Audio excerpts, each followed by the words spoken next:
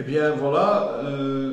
je suis arrivé à la fédération la deuxième année de son existence, parce que la première année ils ont fonctionné sans diriger, ils se sont mis en ordre pour préparer tout ça. Moi je suis arrivé la seconde année et j'ai repris le travail que Michel Weck avait entamé. Ce qui était donc s'occuper des centres de formation. La première année, je me suis occupé du centre de formation anciennement fédéral, donc de la fédération belge, qui était, pour le côté francophone, situé à Loverva. Et puis après, avec le directeur technique et Raphaël Hobsonner et Cathy Populaire, on s'est mis à trois et avec certaines autres personnes pour penser, réfléchir et voir un peu ce qu'on pouvait faire pour avoir un centre de formation performant avec la collaboration de l'ADEPS.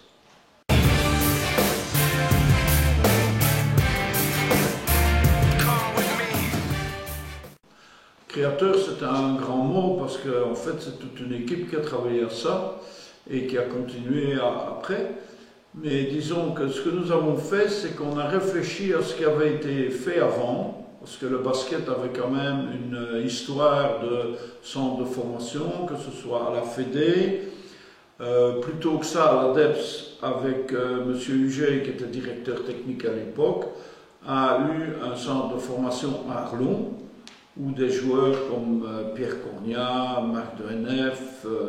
et encore bien d'autres ont travaillé et sont arrivés à jouer en équipe nationale, en première division et en équipe nationale. C'était un très très bon succès,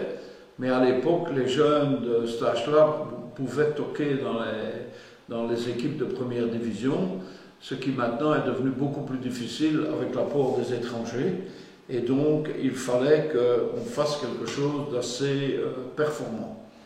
Mais le travail n'est pas arrêté, on a bien travaillé, et quand je vois maintenant quelques joueurs qui sont soit à Liège, soit à Mons et dans d'autres équipes, et qui tiennent bien leur place au sein de ces équipes et même qui toquent à la porte de l'équipe nationale, Pierre-Antoine Gillet entre autres, je me dis que nous avançons peut-être pas assez vite, mais quand même d'une façon certaine et convenable.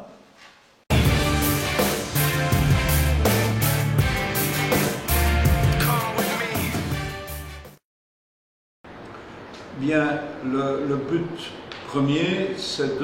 d'améliorer et de pousser des jeunes qui ont envie de s'améliorer dans la technique du basket et d'en faire des candidats internationaux meilleurs, de façon à ce que plus de francophones tapent à la porte des équipes nationales de jeunes.